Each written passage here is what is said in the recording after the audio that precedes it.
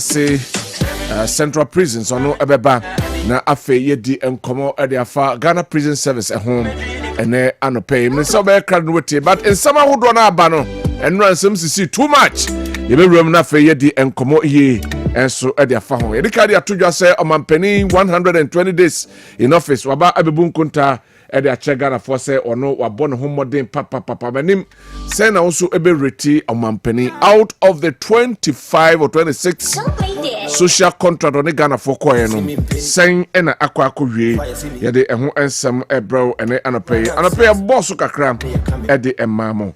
Now, ever sign a trasuna for yedi and common, and so I would you a so near her said and some no so at him, and what I hear Cassavide so, being at the Kwabena Owusu Dankwah country killed in a framing.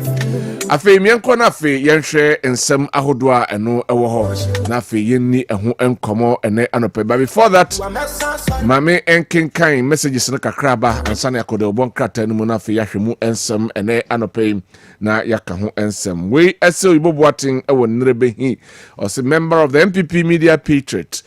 President, please. I didn't hear anything about the missing ECG containers in your 120-day briefing. It's long overdue. Greetings to Chairman Owusu Bempa. Okay.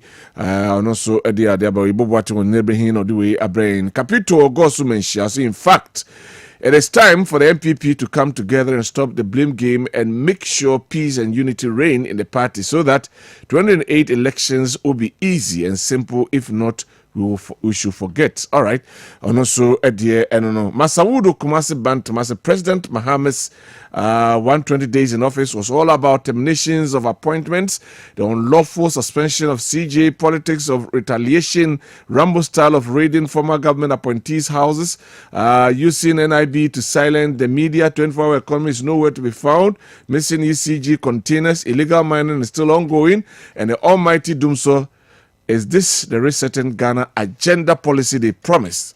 That's a big question. And also, Edia Ode Abba and 1 to 20 days of Mahama is so far better than the 8 years from Rashid Asokore Zongo of the MPP's 8 years. Okay, Rashid Asokore Zongo no do way about Claudius. In fact, I will give Mahama 87%. For his first 120 days, most of his manifesto promises was gently implemented.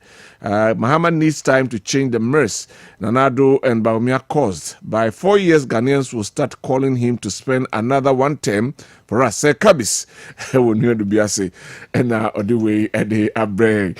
Wafa, yanko de bonka tell me about Nafi. Yabe and some new. Then I also. Oh, what's amusing you this the statement, not the third one. I say by 4 years' time, Ghanaians will start calling him to spend another one term for us. And I say, Wakakosi a year, Osahene, and some now, or the to Jano and an AM Srim. Anyway, Wafa, the Bonkata Naba. Right, Sabena, the Bokata and Canada, and a paying for the Bokata Daily Graphic, Almighty, and Shasip. Among Penny's Excellency John Dramani Mama Funiha, or some Mahama fulfills 72% 120-day pledge. Of our Obia score on deal. Of our money, member not 56%. Why 56? I'll say, you were near Monday to me in a short term. Okay. Any other year long middle term, long term. Short term, no buy now, near me, taxes be near dear, but it also you know who the air could see for now. Okay. It be near here. It be a 24-hour economy. Okay. So no online. A lot of a year or the no, but it's a budget now. Okay. It is November and a budget for 2026. So it means we can talk about that in 2026. Okay. The fight against Galamsey. Yes, more implement the passport office and give you for some implement 24-hour economy. Oh, but that those things are there. Okay. Till 156. Okay. So this is the say you a deal. Edio, but so pass it. What pass it? This is what pass. Yeah. But the man was an American. Was academic facility fee. I can first year for Murum Afino. So, mammy and yen to Yamawa. It means you can go. Yeah. Some problem no identify. Say you're far from what maybe a colano coda as high school fees in Intino. When you should be town to a friend. But I'm okay. Boss just say you bet Triamo, which means say. you'd be credited for next year. It means a way in your first year and entry. And I can't galamse wasn't. Galamse in the idea in Humbe and go baby. Also, why a blue guard one, yeah, more couple. So I confirm what when you for some betting. What do when you say Bibiasa? Bibiasa met him. So Munyanti. This one and Yanti. The man 56. Okay. The twin say why you be better and cover the 70 honestly or you over delivered or see he has over delivered. I disagree with him. Anyway, he has not over delivered. Okay, he has delivered, okay, but not over delivered. Okay, so across pass mark no. To also say yeah. Okay, so we had dollar ni CD yeah. Say dollar no. Stabilize the world, all over the world. Trade war now. Yeah, trade war now. Trump the buy, a weaken the dollar. Okay, they all over the world. A weaken dollar. Now, say dollar ni near one. Investors in any through say the Trump we ye. America is say so people are not investing in America dollar again. Anyway, so and the second point is that gold now yet to turn. Okay, yet to go on. Oh, so Ghana gold reserve now moving from 8 tons to 31.2 billion to 31.2 tons. The gold board now they be see almost so ton. A laudable policy. Okay. So go your commodity ne bo mafom e wo dwama so. E mafom da. Debi afa wo sika si di Togo. That's right. De ekoso de kwa na oji dollar ne ba. Wo de kwa na oji dollar ne ba. Ne wo hinda da de no motiti go. Omentimi anya sadi we kwaso and buy so ma say a good policy. All right. So today I continue what Baumia started. But in a different phase. Oma modify mu but because of Baumia Brenna Bank of Ghana for Toby and Cranko to your bank no yen centralizing no. I must say your currency day I is strong. All right. So until why are there yen koyenim. All right. Mahama's government show promise but challenges loom. So say me can say after 120 days was show promise who say onya bibi obeyo there's room for improvement when they say be away so that so to be mama for the bebre ya kwa be sure there's room for improvement just say oya de but obetim na ye bia de atwaso okay. Government pledges to fund pollutants removal from rivers and farmlands and now can abaye si nsuo no niema abuku yensu mu se ne ade nyina no MPs demand action on Odo River encroaches and also Kwakata daily graphic nya bia we nyina ewom. Right, me fa daily guide entwaso emamoa de wo ha ene se Asante Hima pays praise for birthday boy Otumfo sana aye daily guide I like it. I like it. You say odi birthday no na Hima no tutu na na no koho and na odi no sakogu no so no bompaye the man no say nyankwada hene nyankwada and no ensem ewa ha afei mienko Mahama failed on 120 days promise IERPP wamo so e de aba beto so wa fail so afeli ono dia hamde aba abeto ho enso no enra survey so bi by almost say almost be man 72%. I think say another survey so ba almost man 52%. Me so me ye no me man 68 68 anti mayenko edubuahin exposes national security operatives MPs fingered eno ewo ha no pe na edi ho enkomo enso ewo ha eno eho ensem ewo ha akadechie so resident protest a forceful mind take over obekaya Rastus ekoye we ka say Ashanti region as a buy na akadechie so ya bom abaso pen say omoman no mo ye na trani afi yokoya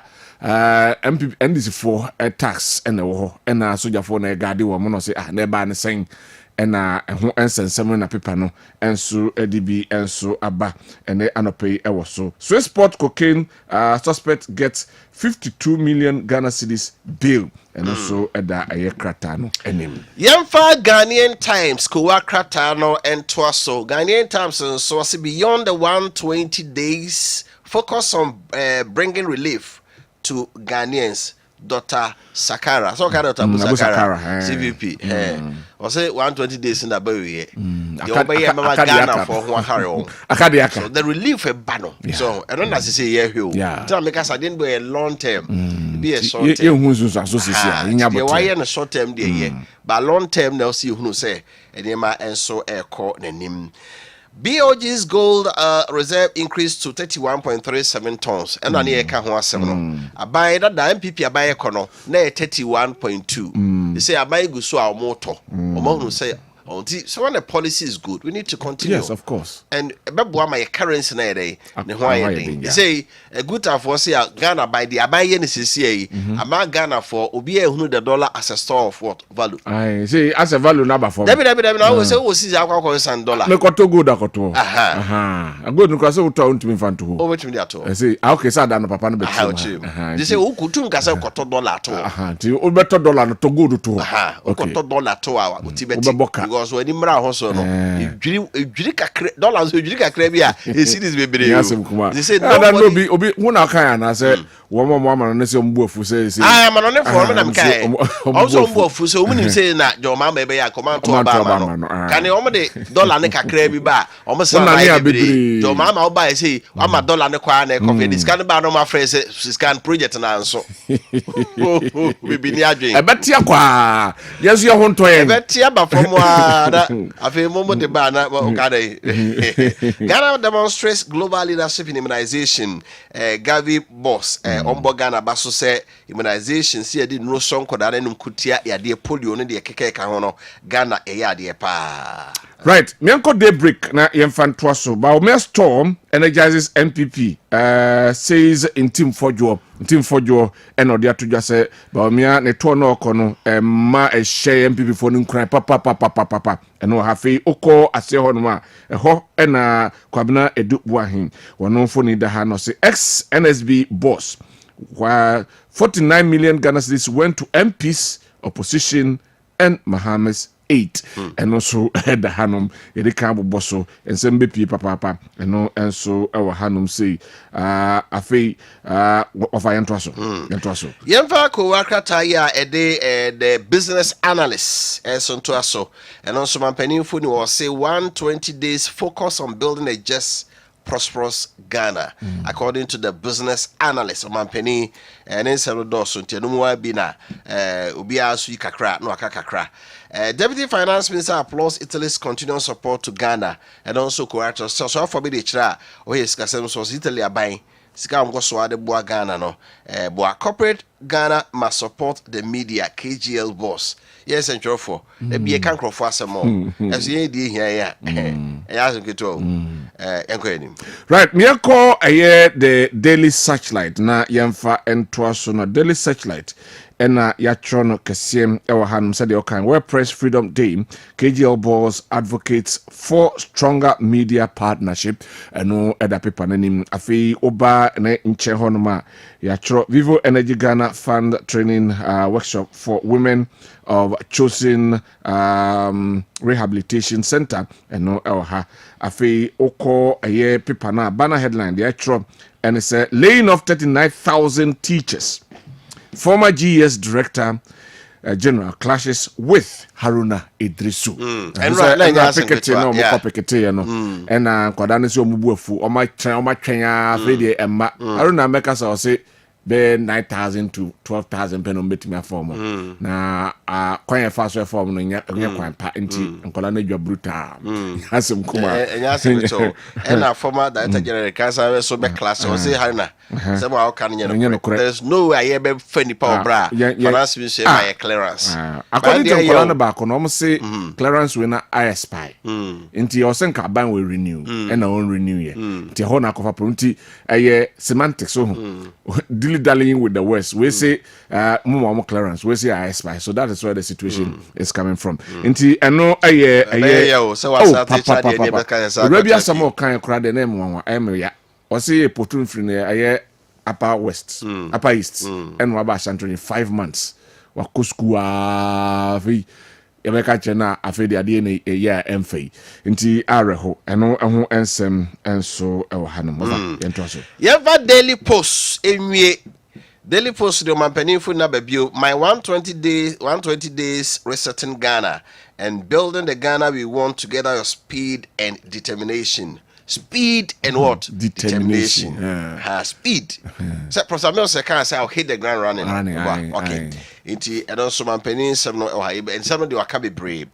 Afeoko Sroa, Esropa, and Daily Post Ropano was the MPP has no moral right to criticize CJ removal process. Justice William Atuguba, former Justice of the Supreme Court.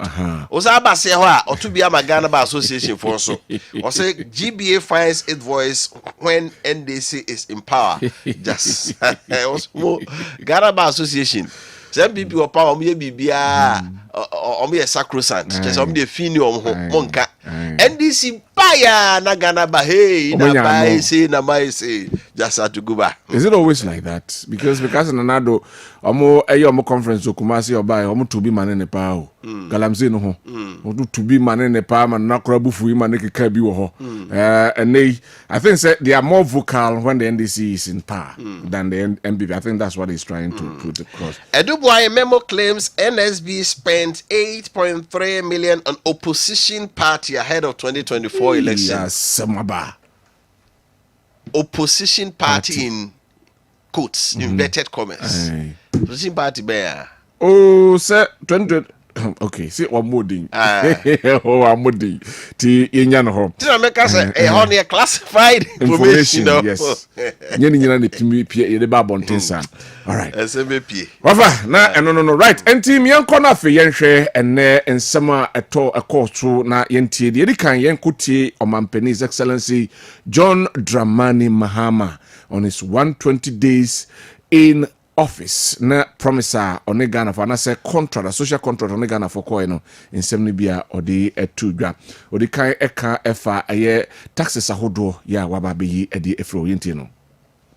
The high capping draconian taxes to alleviate hardship and ease the high cost of doing business. I promise to scrap the e-levy, the COVID levy, the 10% levy on bet winnings and the emissions levy within my first 90 days in office. These tax expenditure measures were central to our 2025 budget. On April 2nd, 2025, I signed several bills into law, including the Electronic Transfer Levy e-levy repeal bill 2025, the emissions levy repeal bill, and the betting tax. We have delivered on 3 of these 4 specific tax repeals as promised. The COVID levy has intricate linkages to the existing IMF program. As a value-added tax, we have agreed with our multilateral partners to include it in our overall VAT rationalization exercise that is scheduled for September this year. We've significantly exceeded our 120-day promises regarding overall tax reform by enacting other critical bills such as the Value-Added Tax Amendment Bill, the Income Tax Amendment Bill, the removal of VAT on motor vehicles, the Public Financial Management Bill, the Growth and Sustainability Levy Act, the Earmarked Funds Capping and Realignment Bill, the Gold Board Bill, the Energy Sector Levy Bill, and the Petroleum Revenue Amendment Bill. Capping draconian taxes to alleviate hardship. We Omampani's Excellency John Dramani Mahama effort taxes no ho okansam edefa COVID levy no or say no IMF conditionalities ninti ama ho ayede afemianko osan ekansam edefa COVID-19 expenditure and afi banking collapse na say enei benhwemu na afi dia ebebo no de abosi on de osini pi so nim say nye den a on the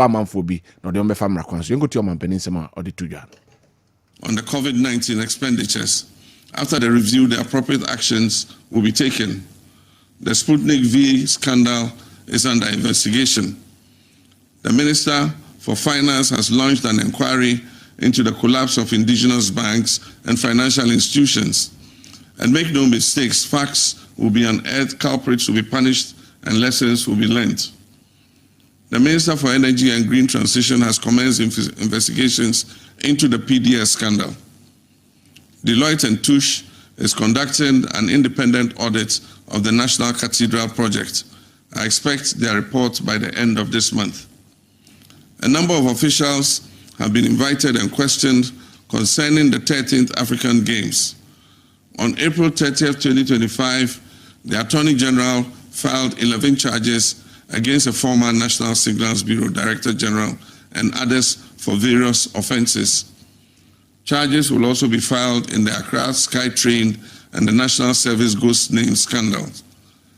The Office of the Presidential Advisor on Corruption will continue to receive complaints and reports regarding graft for onward transmission to the Attorney General, building on the success of the oral mechanism, which received over 2,000 complaints in just a few weeks. As promised, my commitment to fighting corruption is not limited to recovering loot from past appointees. We will also ensure that our own appointees serve Ghanaians responsibly and are held to the highest.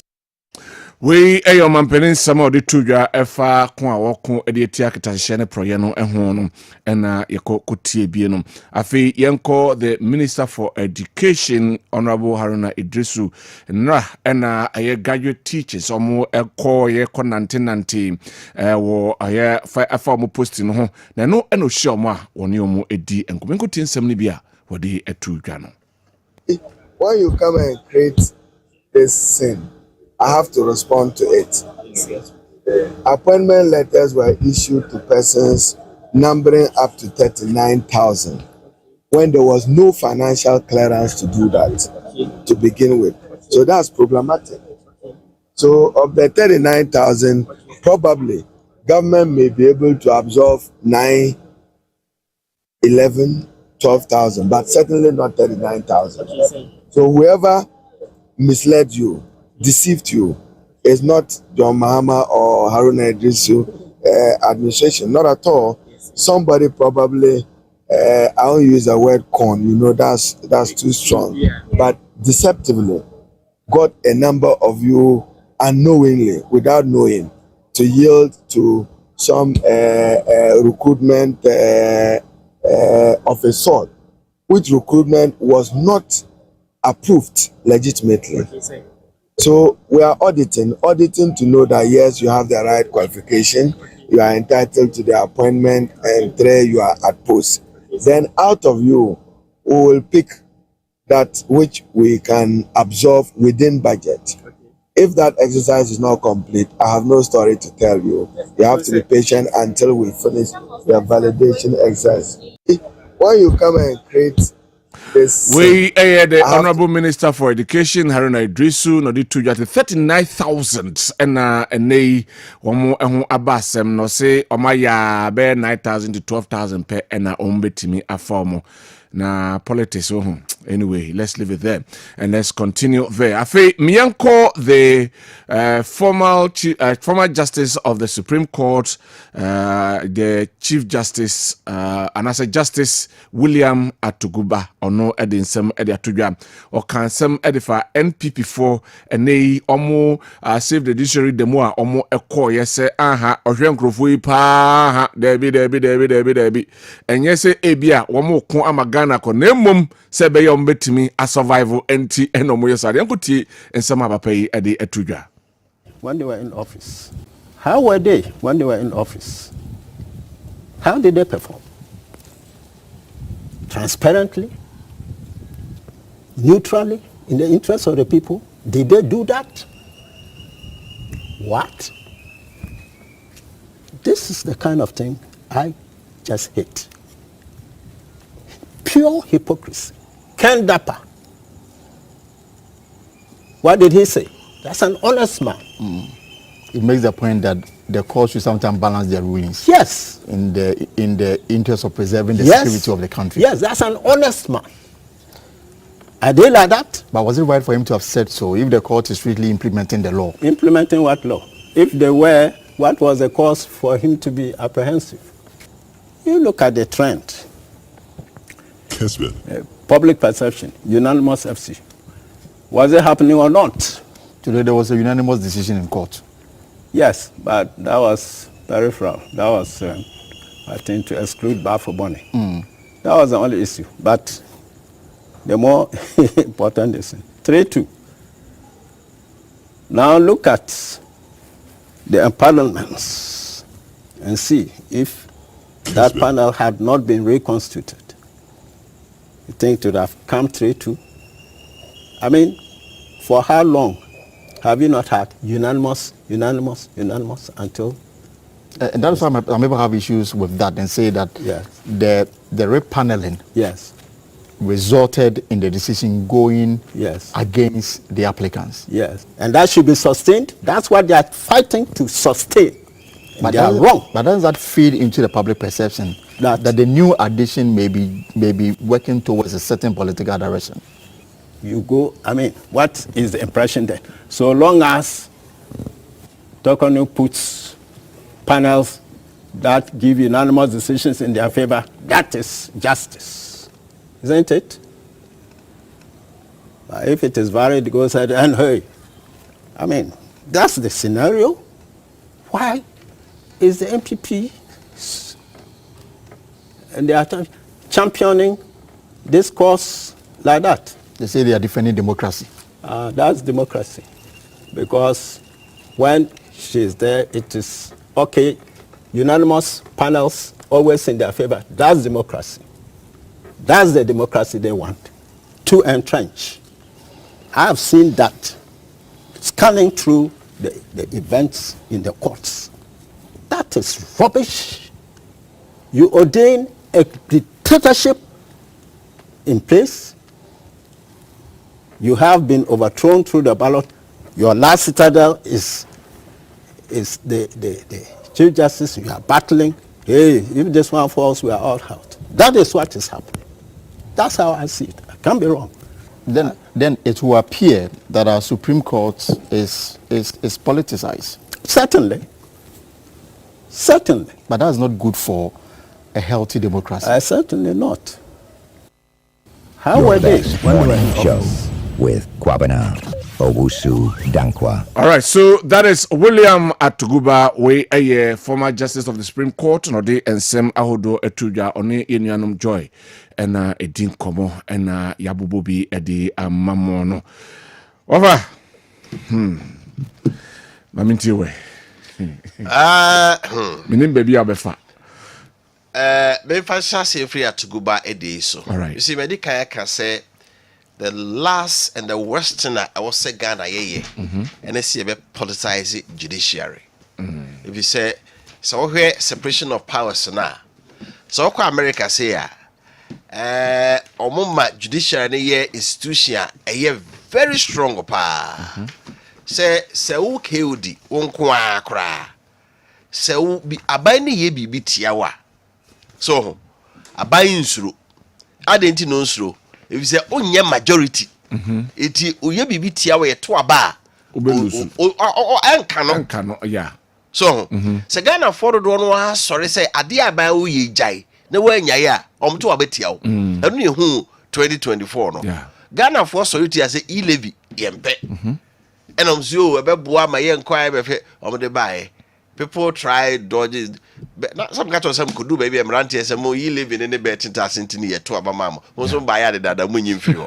So, ain't he framers of constitution all over the world? We are the in such a way say the legislature, the executive, Mampenini Aswa for them, Rashaja for no. They always dance to the tune of the majority. Or yeah, dear, I don't want bedding. I be penasem near to about my day on what to a man. But judge dear, you are there to protect the minority. So mobrophobia obesity no. What do you know? Because it is canini here ni jinawa. Sikani be twa fa no so. But so ye judge na dey atenten ye dwuma. Wo be asem no dey no kreda na dey den. Wo dey ato. Adenti na judge bet my sa. Ono no ye nkoto no so aba.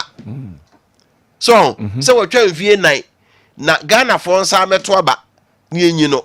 Ye yi ni wi a just why you born here sanity my day etuno it is also what media could bo only be no here in the by it is your attempt to say ye de amanyosemu wura judiciary no more a dangerous for us. Who say in recent times so what tie dia Atuguba Canada e chese osa no person kire obeso kire say throughout the 8 years MPP be di ade ni nyina no case bia ko Supreme Court a unanimous decision. But there were some cases, especially the ambulance case, Anko Amma and the Supreme Court. Okay, The High Court. All right, the High And now Court. I'm going to Court of Appeal that we need. But Supreme Court cases, also political. Okay. I mean, clarify. Also, all political cases are a court Supreme Court MPP time. No, they unanimous decision. Yeah, judge back okra because media the money na me kamena mo nya adwen. It he thinks say within that period no na ya politicize judiciary no. And obe my example say ohwe ebra just tokonu no te so as Vincent as grad in case koye na enipa 5 no yi wo mu nyina no na nko be di asem na ma no abi abo ehwemo ayi nyina togu. But yes sa panel no ya benya a 3-2 decision. And wo chirim say enipa 5 na betra so sese no emu mienu a na tokonu e de on buy na me 5 na 3 free so no 2 kai 2 na kai ni nyina to say on kan say the mampani ye no e wrong ye ma chief justice ameto na djuma so but 3 na acting chief justice e de on buy on wa atene kan obi no wo mo na ka say mampani ai den enye mfunso bia meaning that we have a 3-2 decision. That's just a balance. Yeah, balance no. That's what he's trying to say now. Yeah. So we are now balancing. Now, for my personal opinion, can we use just this one? Near the yastic.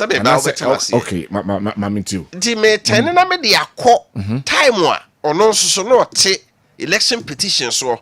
Okay, 2013. What on that so? Not the then Chief Justice. George Wood. All why so better so. Or train who are the most senior most. I had to go by the better so. So he ruling nearby. For Atugubadan and Crawford were always standing on one side. Atugubadan and Crawford. Oh, so no, the team no. I could to bound for and some of them. They be no NDC side. Okay. So Masemo de. Any of four so no sujina MPP side. So Masemo de. Bafu money and the Trebia. Ishibu anu aba. So can we also say almost as a time no sujina one side ni na no almost no omo to be towards one side na. That's a question. Yeah, because I released best 7 MPP the coin no. But who can you to go in the team?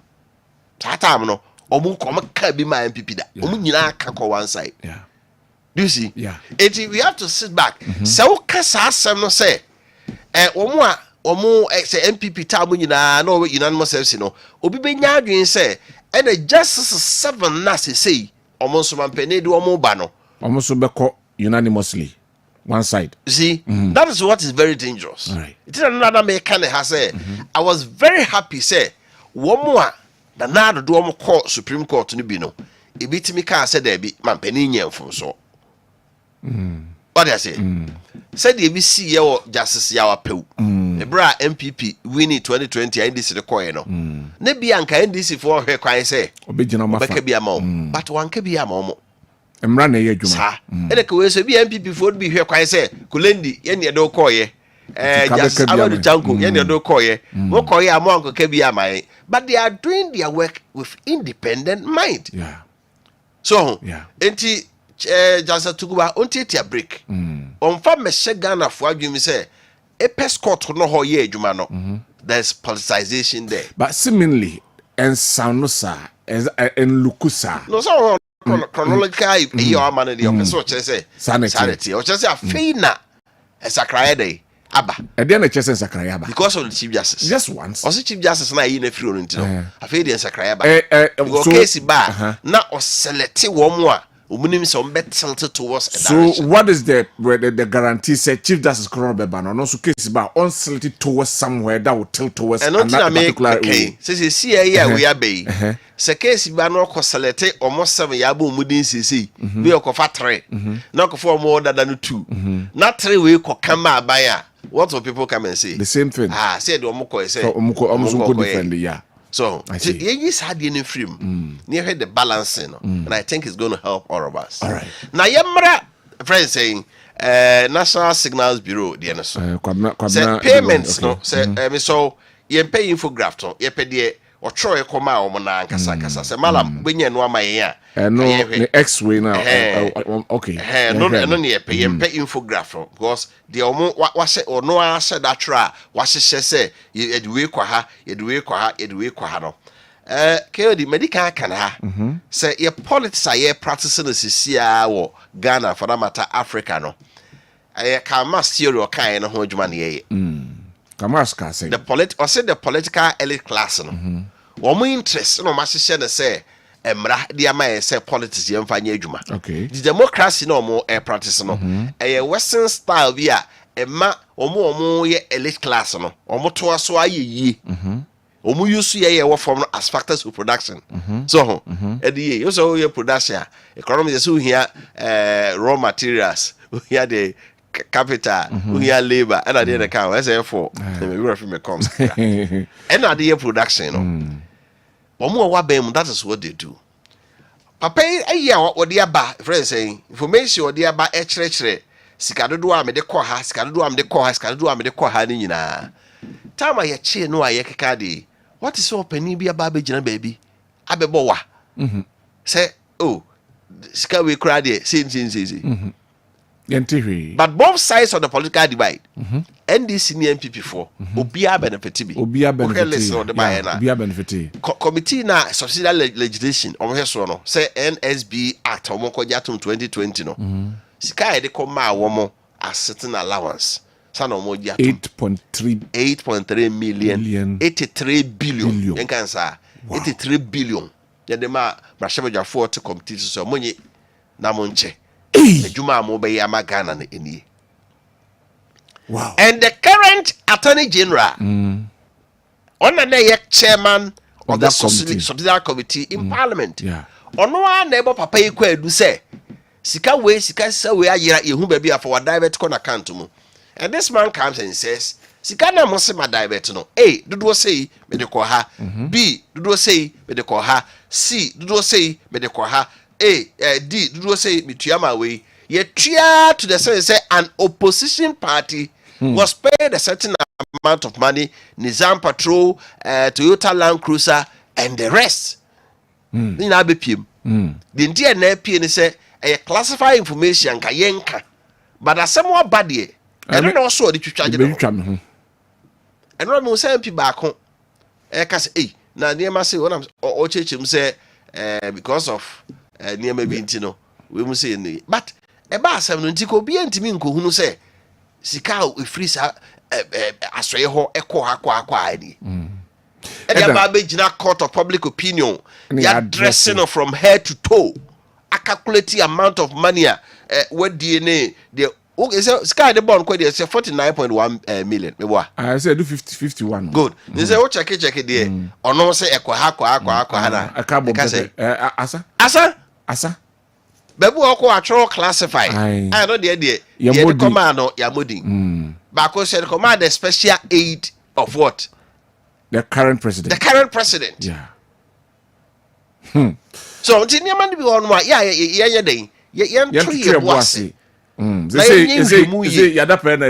So people are saying say Attorney General that's all resign. Will he? No so ebio Braham so be file defense aba. Be file defense bi oba be ka so scan dey o de buy ni be free buy. But so say buy you say we need be free so waje and answer say waje. So we are the problem so my allowance ni no mache. But the be fan the free buy omuhunu. The be onim. Wow. So indeed what to boss and I say up to now build on docket. They have not been able to build docket. I don't know Bejina Hawker so prefer 11 charges said the tianing no muntimi why will it come say 11 of such charges will be preferred against you know stress say your man of no 1 week you know. They say the moon or them work up I think Monday and Sunday you know. Wow. And then the lawyer touching Abeka say also what evidence? Fabre. I feel the back court I say yes some more than 1 week. Now the evidence about. On also say no ni seminar no what rebe. You very careful. Where did can you? Something I make us chapter 2 ni chapter 3 bitimi aba. Go the about some no bebre but mama yen to your boss say yen prepare ho say eba de wadi o masika de yen che no. Yen fa ntu wo japade a yen sisi. Ba yen to your boss hu say ye bibia wo bia e pepepe asane to sa na mo no. Ma menwie wo education de no. KOD Ghana here teachers pa. Papa. In fact say in your dajepa say 1 week ye medjuma na ye nante ewo region hinterlands e be free Kumasi e be free Nkran ni akoko districts na Nkrase no ne oduru ba bia orebe ho ene pa baby wa oduru ha e bia primary 1 to primary 6 bia teacher ni ba ko e bia o mabro so amienu ono kwa bi wa head teacher na akora no te wo na oye na ade ona eye bi wa no anya e bia national service ba ko ya dey abeka no ho na man kama ko samanchiro Yeah, school ya you post to me first me ko kodu am ko chia head teacher hwe me sa se me pa cho brawai na afi me raho na se me ba ko o post to omo ko okwa ko chia no no pa cho so me pa cho brawai wonim se wa kwa me that is the situation. We need teachers. As uba Kumasi ne Nkran ne Takoradi no mo a omo ho de ayema abuso but so rather hinterlander here teachers pa ya fa nipa 39,000 minister say about me absorb between 9,000 and 12,000 minister omo ya form o matcha de na nyina no omo sankofie omo sankofie asasa no capacity church ozo kwa fa so e form no amfa kwa mu na friend saying ya mom clearance and na baby na bia or try say bia on person we use the word corn but in never we use one sir but do they qualify? Well, they qualify. Someone qualifies. GS, if you don't qualify, you won't get that appointment. The encounter so be can say, "Yeah, my clearance. Clearance no, yeah, we maybe have 1 2 payroll so na expire. I was see a side day. A review, a renew. Yeah. Inti me ma wo clearance na wo mo enso so ento aso ntrade. It's budget constraints. No mu nyai metrafi. Budget constraints. Yeah. Sometimes adebo ho a ya na see a to yebo ase. I say na say teachers are more do promotion to the rank of directors. Means abai say you promote to omni ntua ma omo. I'm not saying say dem ma omo no enye. Ke odi to you. Say ka wo hwe no obi a deputy director. We do the rank of director inyam fan promotion man ntua ho. Ya fa binumu a yentimi nkla omo ma omo ska.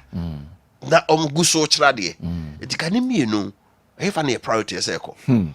Asem sebe we kwasi we de bintimi nya no ofa because baby o jira bintimi nya no because omu nyina ho hia all of them are important because omo ho na ya promote omo so we agitating because omo colleagues even ekoye obo ho no wakọ nanim chen no ya ka numbers and kebi akoso omo nyina wo the same rank but omo na tiase ho wa the position one farmer no the post one farmer no scout the mama no so one farmer no similarly omo so eba no ye hear teachers to also feel omo compensation you hear teachers to feel in omo compensation there are some spaces it is an immediate no draw scale of preference kade na adbeto so of a bedding a bedding no this is very simple what the very simple amount yes what do the rank of a director you file promotion we can give you a memorandum of understanding say we will give you your promotion and then backdate it to time we also shall say near the arrest in our amount so that you continue to teach. See it to me beside because time so we will not I check for some time. Good. They were there. It is do we pay these people? Not on ya form on what there for some time. Yes, say clearance amendment. Yen you nyina nkotrefi. Na baby or call ya be a teacher ni back or kind of one. Or the question is that Sasamia Wokanya, Casadeo, you could have spoken with these same people. Tell them, say, Bia, because of budgets, we are working on it. Ebia to a period of this time. Don't bet to us. That's all the catch on said they should go back. Because Caneno, don't me try more than 1 year. Me try 2 years. So that is we can told them, say, what the month was on trade, but a fee budget dear. Ye ni scare betimi ya mamo. This be at the subsequent one no near the mark home. Eba me kai say ye time say omo ko training college. If you omo ko training college no. Omo de eba e bi atoka. Aye, sis kaba. Yes. Aye. Ya courses from omo ko training college. Omo be ye adwuma jaye. So we sis from omo na sa service and work university. Jo we training college 3 years omo chade. Omo back pay ni bo mu bae no. They broadcast. Yeah. Because e be sure out means afie de. E do. Yeah. So tikibetimi ayi bibia ma omno mato aso ayde achade. All right. To tell them say omunko fie die. It's not the right word. Those are not the right words. Anyway, politics is the act of making your selfish desires seem like a national interest. Thomas Sowell. And and it's in line with the Karma theory. Yes. The interest of the bourgeois. Yeah. The elite in society, no more back policy, no. Actually, so and the Bebua Ghana mine. Near Naya near Yatum. The Betua bad, that's what they tell us. Yeah. But to whom's the all year dear born on interest. That's right. Because me TMP be a can say, oh, Sika say by, we say by opposition party be a can say in your Land Cruiser, in your Nizam Petrol, the special aid in your say. Nobody's talking. Anyway, Yanko Jasumra Hofa na afe and America kasa yane prison service for na ebedin komo enso e ofidiem ha. Na ye bekọ akọhwe nsem a ekoso ewo ye prisons ho. Oba. I was from MTN for CM5 N2 and him says say the yellow base aba. And no the game changer in the bundle services. Say na ukra mobile phone call no pepre ndi ho. But you hear pay data. In fact, so data san. Utumze phone crown unya ka beto atwene. Na I say yellow base on the abano. Or say ankrankre here be. What be with you maybe answer oh yeah. It is good for your smarter business solutions. Packaging any obema 4G router. Na omo 10 gigabyte of data free at the account. Now apart from that no omo Microsoft Office 365 genuine application. Adie bi ade Microsoft Office here. So yeah letter or yeah PowerPoint presentation, Excel bia also a business the oye fa ho bia ni nyina also. What was see a customized business website. So we are KOD Ventures. Na service will deliver nyina bia ni ayi nyina also. Unicom service say unified business communication solution. So yeah call, video conferencing, virtual call center bia also. Yet me bua my business be o ye no so nya MTN yellow base in the router de ka ho nyina eboa wo it would be bomode na free MTN toll free number 100 and after 0244 308 111 0244 308 111 and email send them email ewo mtnbusiness.gh@mtn.com na ono mu din komo a now the call MTN customer service center bia catch am say yellow base na aba o ba be jinchirimu na wajibi no be boa no ma connect everywhere you go. MTN creation kancho say we ase danu ho na so wadanu ho bi enei ye smart inti also ye smart inti ye ko yisim say seamless na ye ko na de tie ne say MTN say enei say be eco friendly aha na afi wa won ha ho tete ho on ha wo phone ene ne nkro ne ba inti wamo ese yenkwe na yenkope eye isim ni bi na yemfa ento ye phone so ni nyina ne say obefa phone no na afi wa dial *06# no so phone no e qualify pepe na do ni atrem e wo ma MTN app no so na afi wedi diswa na afi wetimi e ma phone no akosimle ni nyina se sim no ana phone no yemfa eye sim enhim yemfa chip enhim na numbers a opebia no dodo bia no betimi e di eguso ti nyafe na besreshi akoha anase wahyeshi e di akoha adenti e na wonko na oni yenyina enkambom na afi yemma wiase enye krabehwe enye de na afi enye ohawa de bereso ni nyina emfiri honom fre hundreds openchemu bia na se ko ye digital channel no so na eni enkomo afi Kessben University College CM5 N2 anim se omo je asuafo wa we senior high school na onya 3 credit passes English, Maths and Science and afi 3 credit pass e relevant area study ye no bra also aggregate ni say 36 and also grade near A up to D. We are mature student on your field do no so Kessben University College for a course on me business administration, on me accounting option, marketing, human resource management, banking and finance, BSc information and communication technology, computer science entrepreneurship, BA in media communication studies, and some show joining in our omochre. Now a DNT and also called Kessben University College. The United say is your power. Ghana Tertiary Education Commission GTEC amomo accreditation. Mr. Soko Suapon bi ahwehwe hu se omo accreditation. Yes our schedule go no ma omo ni accreditation o de be kwa akọ jenkate achichere emoa. Na omo accreditation no ye de omo affiliate na de omo bata Kwame Nkrumah University of Science and Technology ho. Enti omo certificate bi abeba Africa NUSC na eba na edi adanse a kyerɛw sɛ enye so obi na akwetena baabi ɛna ɔrane university obra tumi bia ntɛkyere ɛno nso ntihwe ɔmofo no bi tɔ multi savings loans krabata Ghana baabi bi ho Kessben University College City Campus wadum ebe Aseda House ya na oba Kessben Media ha Aseda House abrosemu na Kessben Media Kwame Nkrumah Circle and Twin Towers Kessben Twin Towers no abenye bi ho na o main campus no ewo Contas Lake Road ene o mon kasa ginchimu bi aka ewo 0501 6373 0501 6373 83 na 0264 170475 so. Kessben Travel and Tour ese yemfanto anim se ya ayo dadwen ayo haw kwadanna odwendwen wo ha hai ya ye kwambe na mefa so metumi kwanye den kra na menye den kra na mefa so ana kwambe na mefa so hotel metumi reserve ticket no sensem no kra te sen flight no kra de hin na ekọ to direct ana se ebeye eye transit huni nyina no se memfa emauti enyoya fa bedan na yemwa na yeni se dwumadi ni nyina emfa emma na ni nyina ne se wodu wani ebechim ewo Aseda House first floor eho na Kessben Travel and Tour ewo Edum Kumasi wasem na me friend na be friend 0209434999 0209434999 na de no de wo mu kra ne se omaye we nyina ma wo no na afi ebia watoto ne ma nyina awie sikasem na ho aye din akade obeto ticket na odi akọ omse bra na ne metrans ne hye betwa ticket ne de amount no di nhye nso pepepepepepe se be ya onua so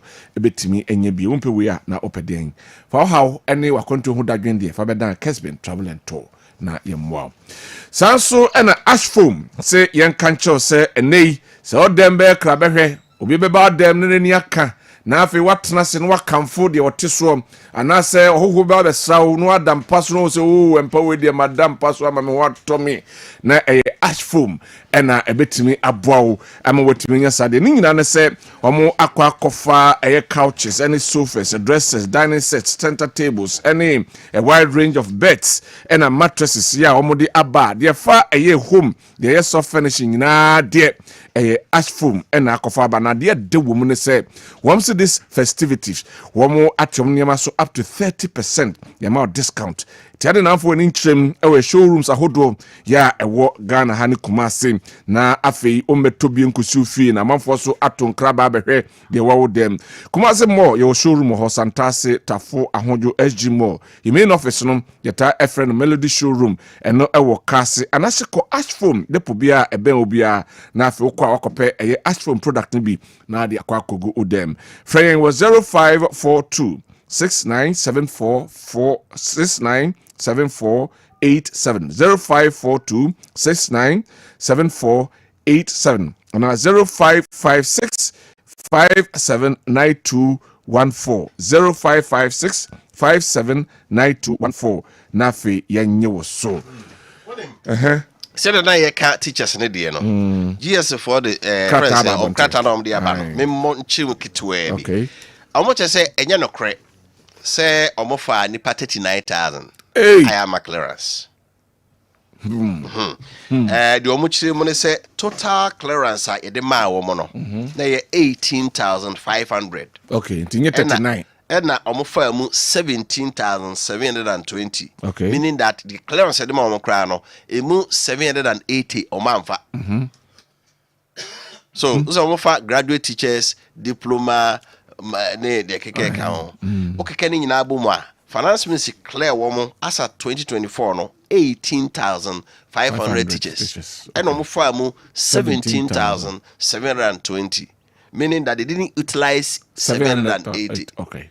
It will be a case of any 39,000. Which means that is what we have there. Anyway, but I say, you komomra na ene me wo prison service paying for hanum CSP no pacho eno ye de so which matro PRO okay CSP Richard Bukari regional PRO edema prisons ono ewa ha mpacho mo makande madaroma na mabomdi ama me madaroma na me mamutru enu mpacho fro saying from CSP Alimatu Sadia Mohammed. Alimatu Sadia. I'm in charge of education. officer in charge of education, Kumasi Central Prisons. Obeni Sergeant George Owusu, General. And Chief Officer Augustine Arthur. Right. Yamakwaba pa. Right. And you bedin commode afa prisons na issues be brio. But before that, no, my men call Madam Mohammed ho na yenhwe oka education na yemwa wakakra. Prisons ni education de mpacho chirimu kakra. Ko school pa. Ewo prison ho. Muko school prison ho. Chirimu ede na ko school bia se bi obedi bone ye de na beto de ede ko school. You be free your call Mondays. Okay. So you can't your call Mondays the edi kan ye say safe custody. You be hwe omo aban a chese inform omra na you be hwe omo su yi a omo ntimi anyin free ensem. Na omo welfare na you hwe say omo benya baabi ada omo bedidi omo yare a you be hwe omo ni asamba rehabilitation and reformation into ho na school ni hye no.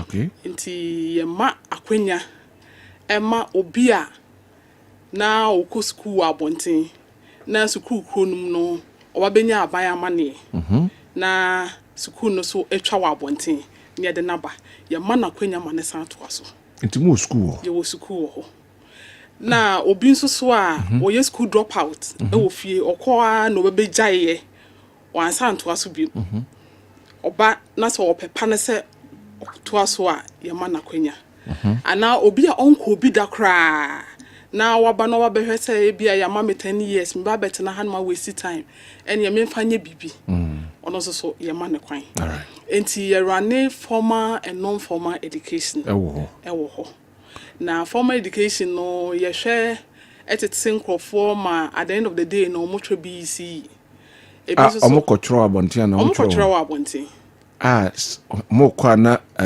officers di omochi ti ote examination ho na officer ti abonten ewo ho hwe ne so ho bi so ebi so west central dan ho hia I see ye mo makwenya mo this year kra ye betwe bi na ye san wa kwenya ma omo so so mo SHS a omo so etimi tre wasi omo so ho na ye wo omo musua traits they say shoemaking, tailoring, batik making, carpentry, masonry, almost also working, weaving, almost also munya kwenya, tre MVTI. I see. And yes, our ICT studies in so.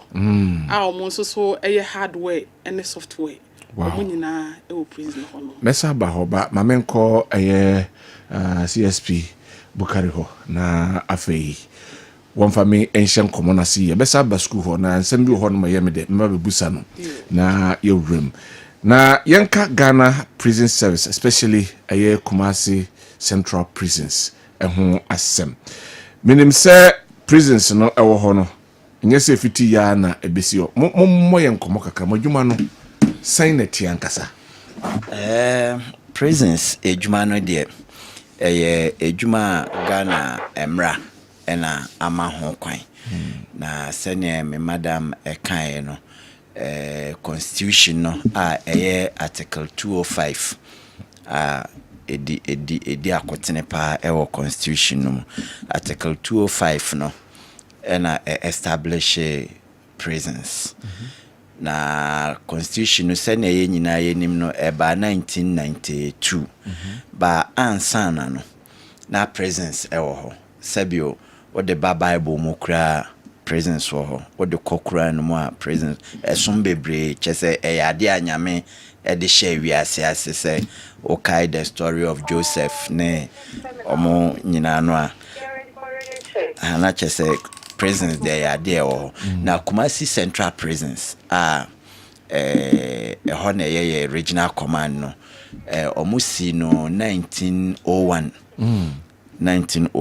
chese na bakosem ewa pa 124 years ago. Yes under colonialism habade ewo ashantimamu de efe ewo ashantimamu ne se ba presence ejuma no a Ashanti region edimu akoten nationwide ɛyɛ ɔman mu no nyinaa because obebisa sɛ adentra yɛwɔ prisons ɛwɔ Manhyia Palace Ghana abakɔsɛm no saa prison no na ɛyɛ the oldest prison in the nation.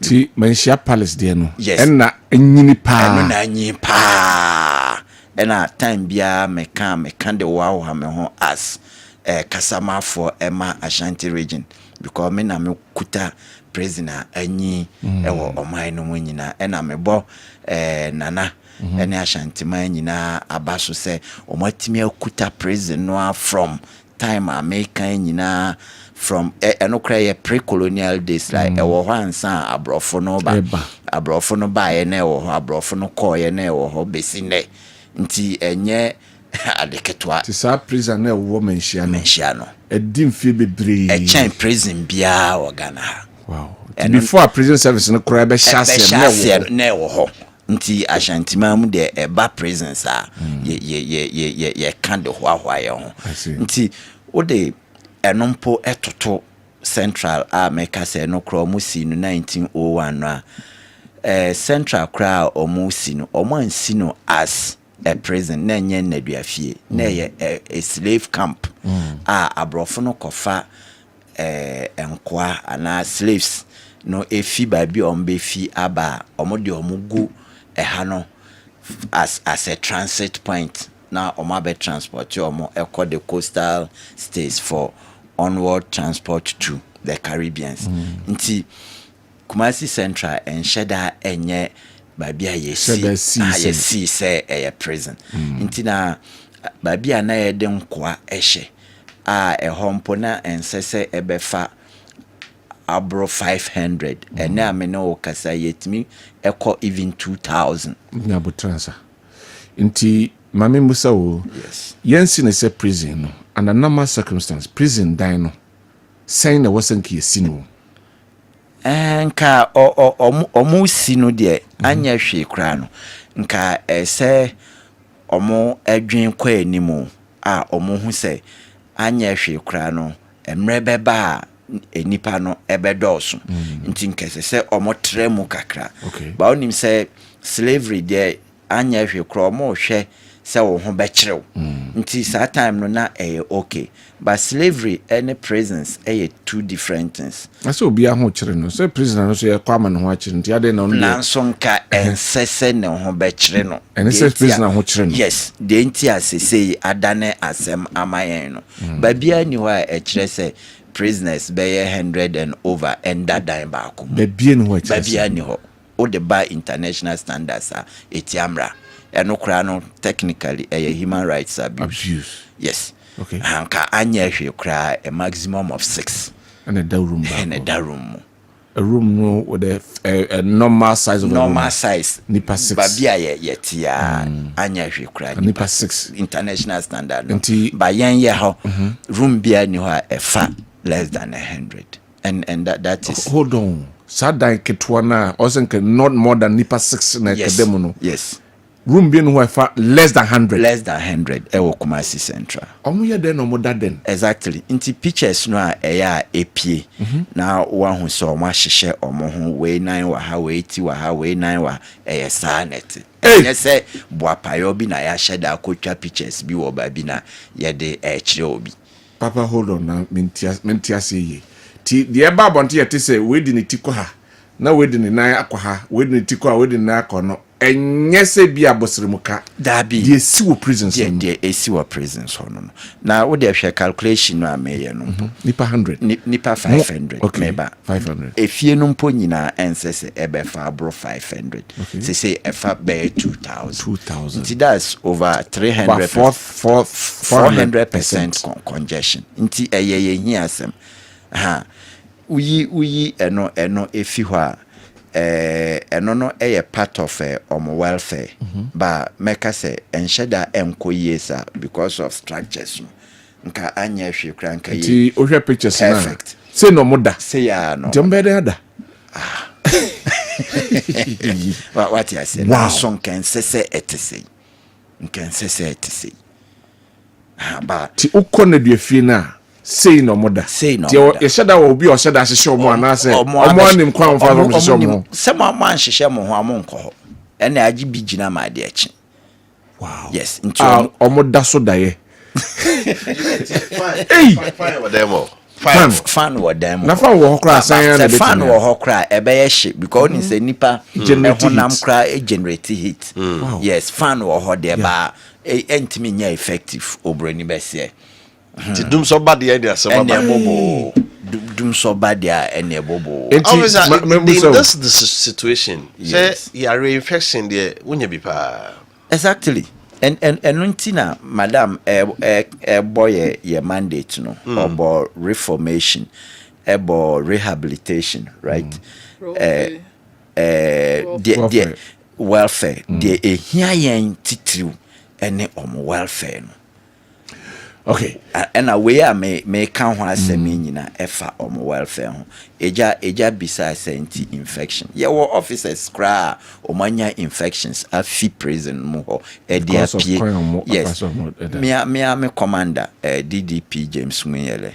no ye commander wo wa oso no sorry nyina onya chicken pox prisons na onya chicken pox o de kofie eye ne ba ene se no mo ho no nyina ye omu nyina chicken pox what I say nti omo hia asem yen so officers no yen hia asem to be tiabonti no ka se we so ka form of punishment am de mo no ho a mo gitum se de mo hye de mo dai ye punishment na mo de mo e ka mo punishment no exactly ye gitum se ye punishment banka ensese ebeka omo punishment ho because one hono a waba no eno kra no ye punishment enough because eduane a wudi kra enye no na wo ba bedi sebe wo yere kra waja no ofie won kwala waja no omo ofie wo ho no mpo a omo wa bonti no adwendwen e da oso no kra e punishment enough e ho yen use mobile phone so just imagine sane wa use phone a che na ne ya je phone a fi ho a e punishment na me phone kra we o se asima si frɛ o ni nyina no time a obeda enye sa time na time a order enye sa time no na obeda eduane a wudi enye no ana wo sign bedi ntare a obehempo enye eno na wo sign be nti bibia once wa wura ho no de obibia punishment enye afi na ye sign ko punish o say why we nti ma yenye o say ye wa yakaya de da bi banka wo ho a wa hwere we nyina no de nke se wo ho to kakra right my overcrowded no ne say why this apart from said dinosaur no I didn't still a hosanchi because minim say matete minim say no credit a se bi ho no ma obeda ho no ma remand no so whatever it is near na ba beto ho se be di na asem kra na akoya asem bi ho minim se de ho sem I didn't na no ho eno so e wo ho na in most cases apply to remands no eno no men pese mekano bebre because once a year remand area there police for edi akotene e wo ho ba omo so no police omo wo omo own challenges titiri e transfer e bia obi kuta case bi e wo ya ha obehwa na panyan omo transfer no call as far as let's find say na vrango na ukọ e ho a time bi e sese oba be fa no e ba court no wontumi anya hwe kra hwe distance no hwe the risk involved na hwe the finances o ka sika kra ba I'm not holding brief for the police anyway but omonso ewo mo challenges ntie wo ho but titiriu de ema eho echi for me eye meka say ye ni law reforms ana ye hia law reforms bia ebema sebi omo a omo bone nheda nye hu no ema ho ti say banchefo bodefo kokofo obi akofa yam be 60 cedi na sebi 2 years 2 years no odi wo ho no sebe car aban besan abo wo no hompo anhwe na akochen phone no kra okowiaye no o use light free o use water free o didi free sebe apart from the naye mu ne na pomodin mu aye fi se enye kakra ba aban ye bo no ho ka nti menya akwanya se a na me pese mestre yenhwe nye sa non custodial sentences no ana parole no say that crimes bi wo ho a ense se ye de omo eba na almost na yan form ko he oh hwe yam fan saving KMA ana Kumasi Kroduam sani aye fi okay omo prapra omo no do yam mo punishment yam form to the dua fie exactly nka say ye nja omo na omo nkokwa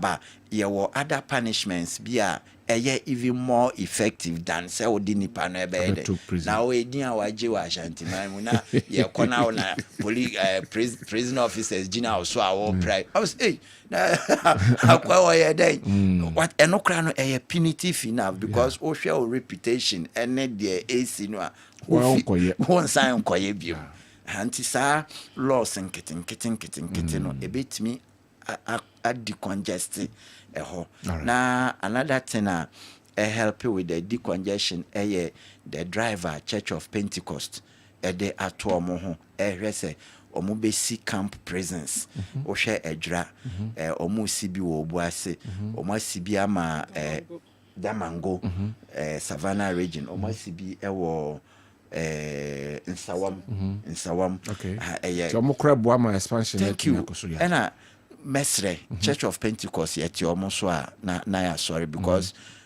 ofa ma memfa edra de no as an example omo ye ma kuayo say omo wo ho no say edra a farming area vast land said that ye betre yin kuayo no mo obuasi the same Nsawam the same inti mesre omo anyame ato omo nsem ma omo nhwe NCC police station fire station menka say enye eye omo ntwoma ni mehwa mo so bi omo ntwa omo ani mehwe yan so bi what is good for the goose is good for the gander and I ye hono mom de mpo and ye in line with even yamesom because Jesus Christ say ode fiase wanye den wanya kotesi atato what you say bibia no mom na ye yamesom I see in the Church of Pentecost there me opportunity especially big platforms say we are seeing who there or more ye ebo presence by central prisons Kumasi ha ni ahwe na no hoyete say there's some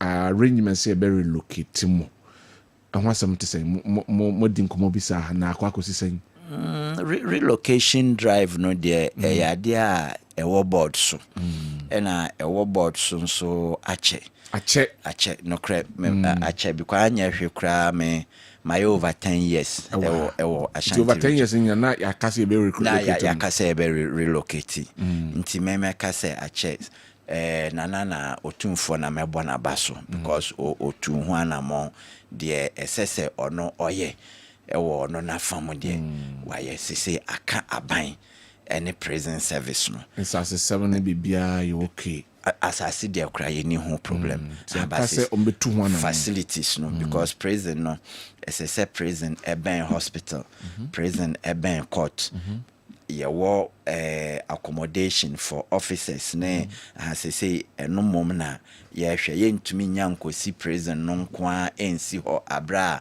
auxiliary facilities bi anyhow anti eno na ye hwe ba kamemi fi say yetimi relocate dia nkebeboa because ehọ na ewo no sebe memi hu ni say a security threat cry emergency say yes once abedi krom corona adimono 4 walls no nyina ewo krom ena wuntumi nkas kire obi se manemfa utumi ka kra na anadwonso sebe enye yen officers ya hwe yie mpo a mo be sori anopa na amanfo atoto enioma a ye nubone ne nioma bia nsese ebeba prison so omo nam wall no ho ana omo ato nti ye ya hwe yie nti ye sori a ho no ye ni ho nkomo no yie yes se obi nam na chi na oto nubone bi te se den cocaine no ne oh yeah cocaine ka se me hu bi da ewo prison so there ba marijuana ma hu blue red unim red no tramol ne sanioma no amanfo bo officers echisa ewo mu se officer betimi dia abade ba Kumasi Central dem pempi no eye omo nam wall to nam wall na chi no na wato se ebe to hwan ho se be to hwan ho na sa ba be to ho se omo la owo adwen once a toha Obi benya. Obi benya. Exactly. Exactly. On energy. Do that time we am Exactly. Say o fa o mpese o be fa wall. Ahanti wo fa wall no ho a. Be pina anti ase de anti ayese men fa wall no. Ne wa kyerem nti mo amofa ho ne sei. Kanena menti ase. Ese ne wa kyerem. Kantankanta gusu. Be ne ka se. No betuma ko yi obi ana. Ne no se se. So o le fa duane mi ko ne nye yi ase. Exactly. Anajo na obeba onam ho na wato. Nyoma tuokra obetumi atotua afa wall no so. All because akoye town center no banka ewechi a sabi anyo obiana ebetumi abaho nti mesre yemra no bi ewo ho ya ye implement atimamufo entiase ha ba eya omunya ye ho abotre edwuma no ye ne omo na ye right membra aye omo feed no ho ensensem senate moduane team masra honum twice. Yes. Pain. I think one of those 26 Christmas be me ba. Very well. Na me rehoy because of what I send eduane die mo eti. Eduane die no de me madam ni. Okay. Me madam. Unti o de be me samba no. Me ba o de fa to ma me. Me ba be ka eduane. Eduane de man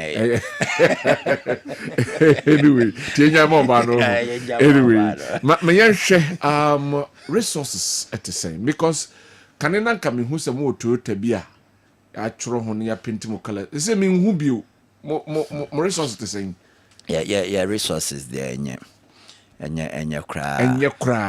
kra sabe me no ekasa kra bus kra ye de be transport image a problem muni bus ye ni bus image area say ya dia on to me 19 fear honom pon kokofa no chia age ya high taxi na is it advisable? It's enokra no mpo security threat because nipa ayare high taxi no kra sabe se uni ska untumi nchata you are only joining a public taxi okay nipa no oyare no kra ebetimi aye a contagious disease se one body taxi no mpo na ono nkwa na body na yakosi no ebia waja yare no bimpo e work taxi no meme no any abontin so for besan afoka no right na yanso yanya disease no nti eba logistics there we are far behind menka say abai enye na femu there ba ohwe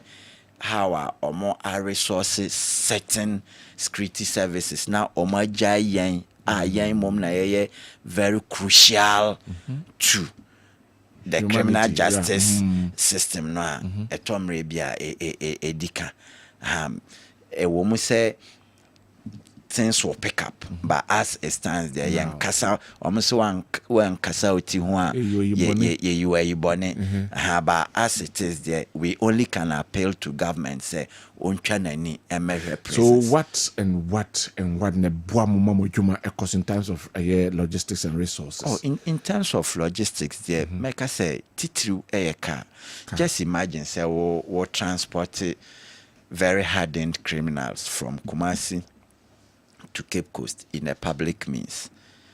No, hold on. Yes. Hold on, mommy. So maybe I'm more transfer criminal from Kumasi to Ebia, friends and Takrade or whatever. Yes. More for passenger car. Sure. Say car ni ho. Hey. No crano a security threat to the public. Because image no amede no afro mo bas no po munim ne ban. Okay. That is what happens. That is what happens for now. Until we appeal to not only government but to well-to-do individuals. And I mean the bus there because bus a call to your functions. So they are more air form. I mean buhia bus. More year or more transfer, more core hospital, more core court. Share some of the high-profile guys here do more court. Now share even how we bring them to court. It deserves, I mean, more special skills. Oh yes, because to transport obia security wise in your mon your friends your caging and your baby exactly public transport mo na onen echo court ana maji ahodendro ana maji edro ye ni edro eye training no entina yen at the core of everything that we do humanity amanenti asese ye otise wa munyina mo ye nipa se obete wase na o kasa kire no se nipa na wante ase na office de ono pese oye eno kran officer no your life is at risk. Aside say ultimate pick the anti America say ye ni omo it is said they say one coin but with two different sizes because me pia kofi akoda ma pia aduane amepe na medi. Aside that the AC or inside ho de nyina efamo nyina mo ho ena ba bia amoko sabe wo de ne pie o my awonso o my oh my I see who ye careless no copy asemato because oya abanya japade na obi di na japade amawa obi sa ho asema wanya ama no say wa fomomra enya asem papa nti ye ni omo de purely on humanitarian grounds na ye kutomo with some level of psychology per ye training no. All right. My Musa way Pepe yet stories that ba mo na mbetimi a substantiate another way. Prisoners na ya mo pia bonten no. Eya ehefo because yet is omo aya mo time mo be so no. E na mo de omo pie. Ekọ ye adwuma ene ne nkro ban. Se ne ho nsɛmtie. E na how because we hold more bar or ye keka. But pia bonten no why you sober. Yes. What happens? Yes. Once me can be say psychology. Madam Otiwe say course or ye 100% nanso psychology about 90%. I see. Because unni adwea nti ye adwuma na ye adwen kese ena ye de ena emra no nso eboye because ansa na aduani ebepie no na at least watwa nimfie no bebre onim se mi pie se me yese mi dwane na omo san cheme a anhwe amfie a omo san de beka me ho no echen de aka no. Okay. Yamfa ne se aka obey 3 months se obepi na wakọ akodwane asa akonya 7 years so between 3 months na aka and 7 years na wodwane asa akọ 3 months na sa na wakọ be exactly nti wotina 3 months no musa ba bia psychology no edwuma titiri se omoye 4 na officer baako wode omo apie sabi omo 4 impo nyina ena ya witness bi kra on be ka cheze masa na de yensan nko ye bedwane omo bioma no ka kire sure omo bedwane omo 4 nyina bedwane nti wa obeye de na wasan de omo abaya adum omo pe adwane nanso pe ye training no ye betimi asan de omo abaya adum betimi asan de omo betimi atretin o so omo bedwane ni yes my cycle. Wow. Now I signed the number. I signed the number. Wow. I see. In actual sense, you compare said the Mudio Mupino. What should have been the ratio as to one officer to a prisoner? And what is the ratio now? The ratio should have been 2:1 officer. 2 prisoners be to 1 officer. But for now, no, 4:1. And that makes it very risky. Because anya if you say 2:1 na wo officer 1 numpo you can handle 1. It means what destabilize the back.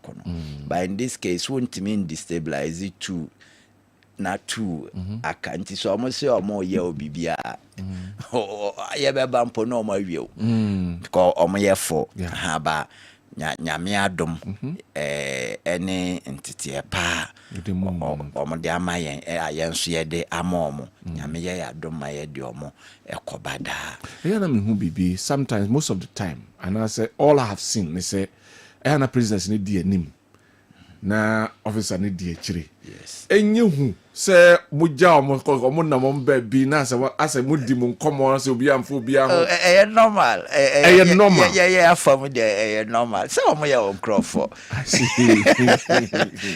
and the good thing about ye ne omo ne say yentem ye very common so just imagine say wo officer baako omo ye for we need to impontem nya papa how can you go and come with them yentem ye kama pa what to say nuanom thank you madam Brebi na old prison officer be can say mitre me yes or say or your farm master enti or the 4 prisoners echo efum or call ye no na wenya hen kakra na ohun ni onya ne ho na ade ne ha no enti na o ka kire gang leader ne say mi wo no say master den no say me hen anaka no omo mobilize uniform efre yard efa na to attract him ema ba ko onim tractor na drive ed na call hospital prisons na yes wow that's wonderful nti woni omo ntemu nya fire will they do this nti omo ye nuanom let them know that they are just like you and we can also be like them okay nti ye nuanom nti the only difference na my brother can we can go home sleep and come back but sometimes cry exactly so one night only one night I see only one night I see yeah man side because in him say about for say we crash and we are no my prisoners yourself said okay some conditions now just say the only difference that would me coffee would me was so bad night utimi coffee say what free call be advance kwada so amwa kwa akoda oni omo nenam sa na on purpose una comes how you more incentive before that the man ni J-man na sumu asem de aginyame nko ani I see what the man any J-man yes sumu asem nyame nko ani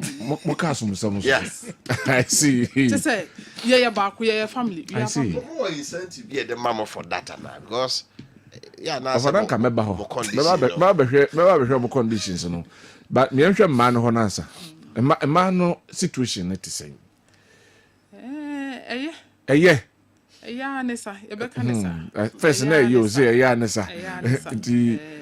Unim say a madi, Ayana, yentai, involve your home in sa criminal, no. And if your back congestions near the na female prisons, no. Congestion should then any. Okay. Sa how no. Okay. Because a madi, a crabby, a bed in pass.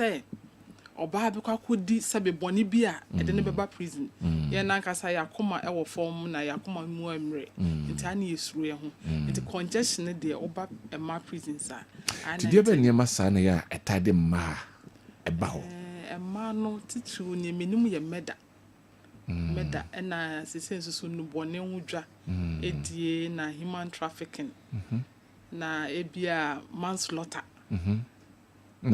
meya na ntokwa bebre assault even verbal assault obabi o timi kasa me dem no ya pa I see ho bedru ho nyina no nti obekwa kodi obi atam na eno so ebetimi de waba na petty cases as a theft stealing eno so etimi ediomo ho akwa society dey say man man share mu so ta akoso ana hono mo de ti omo mengal kra omo mengal kra ma no omo fa na me man so omo fa all right ya hwe aduane die no me ka se me ba so endan ho asem no aka no e ma no omo fa me ma no omo fa na be me ma no no de ne ya ne koso o ye tin se bebre so ho eho ma memrem sa atisem no as much as mean to me and dismiss nanso me hu bida ena me hu bida no so me eno na me se me pese me dismiss ena for over me 13 years in prison service me hu bida platforms see ya na ya meti se trumu ne bi mo friend pe o se den ba me hu bida ena me hu bida no nso e wo nyina so sabio sanya me di kan no dan bia ni prison hɔ a far less than 100 and less than 100 ya American sebe asofo imams wom bi kra wɔ hɔ a they don't belong to these two major religions, but personally no kra obu no ho or kasatia or onim sɛ ɛyɛ achiwade ɛna saa nneɛma no you need sebe wow privacy, you need privacy to do that. But prison one place bia I doubt say obetimi anya privacy. Okay. Yeah, cause 100 yeah be omokra at no point in time I obetimi anya less than 20 people in a cell. Inti say bibisa a bedding, so no wonder me who in there but say I am yet to see honestly. My aduane sem so na yenhwe aduane sem no et saying because adade mbehu ye de minim de I don't know whether I should say it here. I should say it. Right. Aduane ne nkwan na mehu ye no asensuo. That's what I came to meet. Ewo honum. Sene aduane sem no tie. Aduane ye wodi kwa ya de ama aduane no ye fene zontoli. I don't know what Zontoli. Okay. See, we should say, as it stands now, Omakom Metika 1 cedi 80 pesos a day. 1 cedi 80 pesos. That's in current mentor. Very good. And Tianona in Swo, I the Bayer Duan no Ejawu. And send a Duananka Sankas ingredients not so ewu per head. And say you nipa 2,000. Ebe feed you more a day. Omo breakfast, lunch, na supper. Nina 1 cedi 80 pesos. And just a breakfast chimwa. 60 pesos. Morning, afternoon, evening. And no also soon and soon jansu. A boom. And to multiply sa 1 cedi 80 pesos no by 2,000. Near Shesika, I was here dear Duano Momo per day. Wow. I'm saying that my master teacher would tell me. You be yama, do the koso kasama me ya. Enti uhwe said you anyway. Send a basify. Nipa 2,000. 3,600 a day. Near 2,000. Yadi feed a me market 2,000. Anopa area any enumere. Prince Hadako. Nti that's a debiano meal bia 1,000 something. That is it. For nipa 2,000. Maybe 1,002. Maybe 1,000. Nipa 2,000. Nipa 2,000.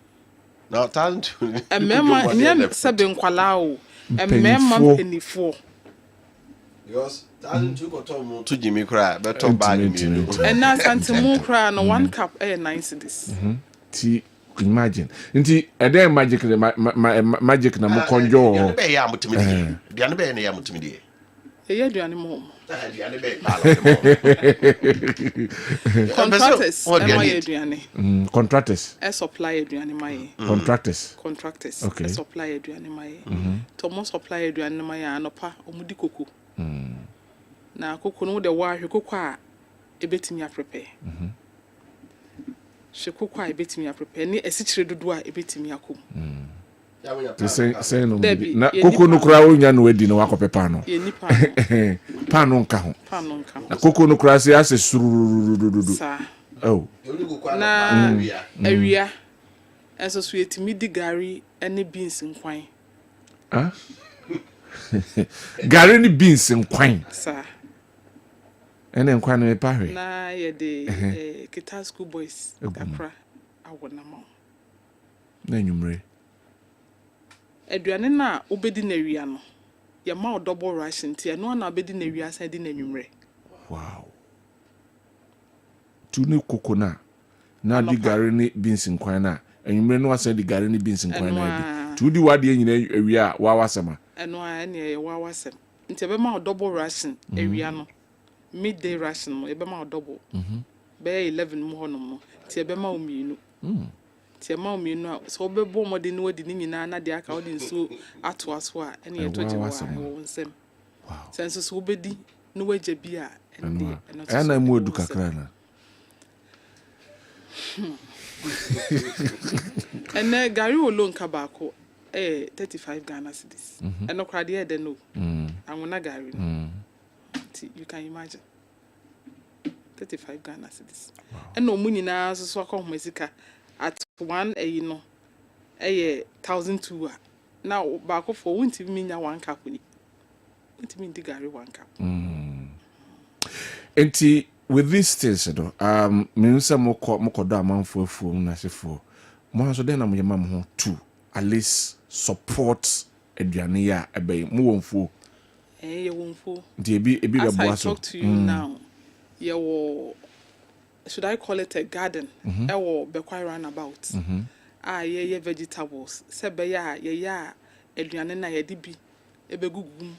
Ye dua cabbage, alefi, black beauty, nyadwa akese no. Sebe ye be more tropo, be more omo aduane no aye nutritious. Ti apart from no mo ni is a vast land bia akudua brobi, ye dua banche, ye dua bayire. Masi central de ye ni asase. But all camp stations na omo obi. Ti enum boya no the supply no maton bi. Sir. Okay. Sir. Wow. What about omo a sebi omo ebusuafo omo namfo no mo da ho a omo de aduane bre omo no. Ehon so nsem te sen. Ti ye makwan ema ebusuafo de aduane ba sebe ye bibitimi aba be support. Because wo hwe se be market echi na akoma ne banku eti se ya. Nya de ebeso sebe wo fi anka na ira to ne pono. Ama ne fufu nto aba se miensa. Enti ye makwan ema adofo nso so e de aduane ba. Enti time bia. Oh, first holiday de bia. By what times are they ba? Holidays yenji aduane na Sundays nso so yenji aduane. I didn't try and dem ye from. No kan ye books no one ye rules no bi. Okay.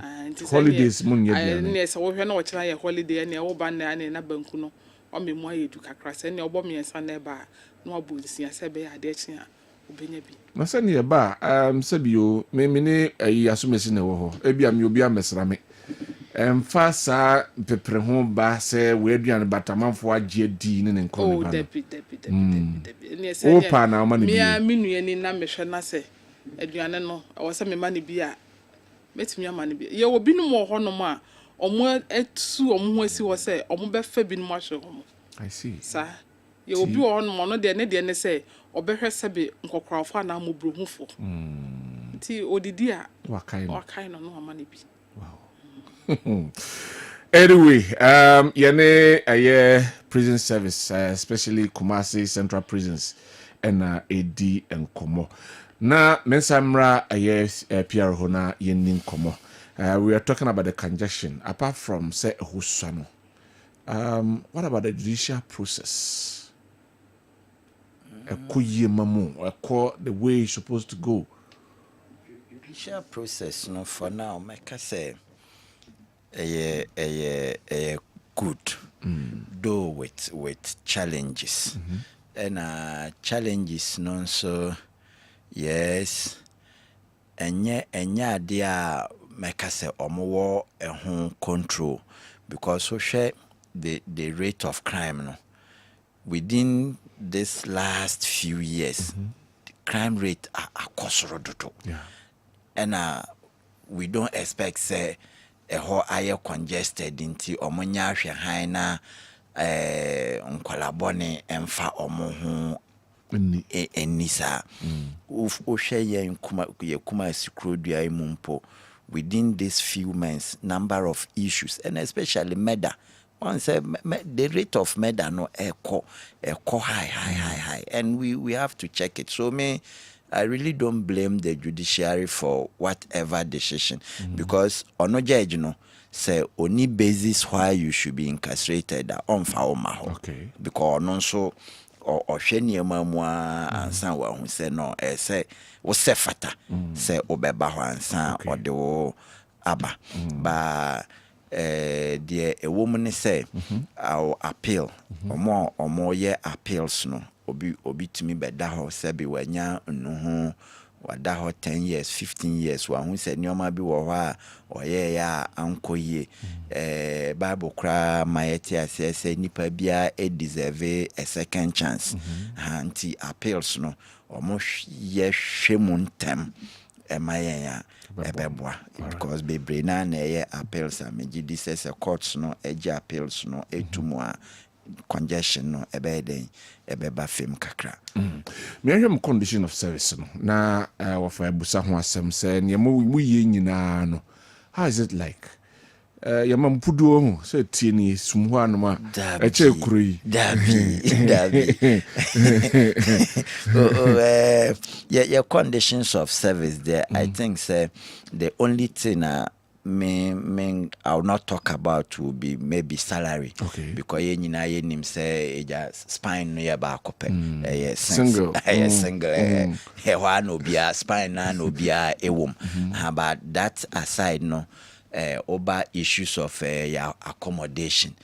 I mean, accommodation I see like 80s, 90s more and structural improvement bia my yenye extension bia yenye expansion bia sabi now won't worry now one bedroom. Na wabe ware wanya nkwala mienu miensa and nine still one bedroom na woda sotia se enkoye nti wanhwe ya wase kwa bakra aje o night wecha night we force wa connect we wecha night sa aswaba hanti sa areas no de yesre ene ankra se kra presence ye hwe an issue of a private public partnership. Sabe yensasi ye wo even son tresui say benya private person or be person o ma mean developing mamo na mon fa 50 na men so men fa 50 over this period of time.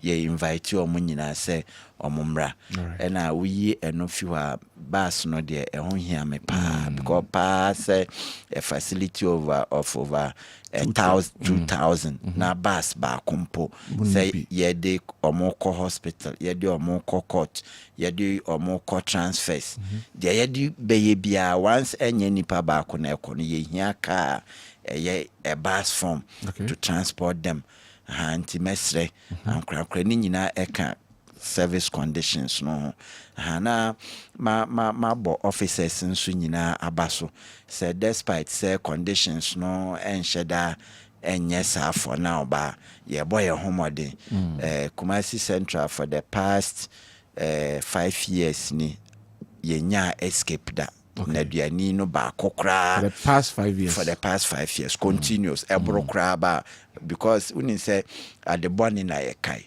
papa de ye kai papa nti I'm not able to keep track by ye nya escape kra ache and for me it is kudos to officers just say ye adwuma ye wo hwe timamu for at times say omo make say omo de nu bone ne ne omo bone bebre na duafo no ba esan ya hwe ye nti yetimi prevent sa nyama no munya bi because munim say bi ho no aduane no bi ho say ye twa de ahyase perfect bi ho no ma bibi ode ba ye ni nyina oba kwan a ye de obefa so no ye nyina de nti a na me de me education madam adimechi abano no because omo na educate public no nyina on all those things ehwese na duafo no nso enya school no eko me ne wo kasa ikra ye be register enkwala before exam ben no deck ni nyina no mpo ye ni ho sika o